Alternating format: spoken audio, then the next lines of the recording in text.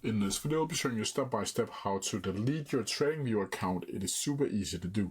So the first thing you need to do is open up your favorite browser, and then from here you'll need to go up to tradingview.com. Then from here you'll need to log into your account that you want to delete, and from here you'll need to go up to this right here, and then go down to settings and billings. Once you're inside of here, you'll need to go down to the accounts and security settings, and from here you'll just need to scroll down until you see delete account. Now once you click on that, you'll need to set your password, and then you just need to click got it. From here you'll just need to click in your password and then go to your mail that you used to create your TradingView account and accept that you want the termination of your account. Then from here, once you've done that, you have successfully deleted your TradingView account.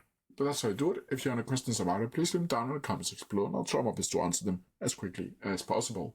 See ya!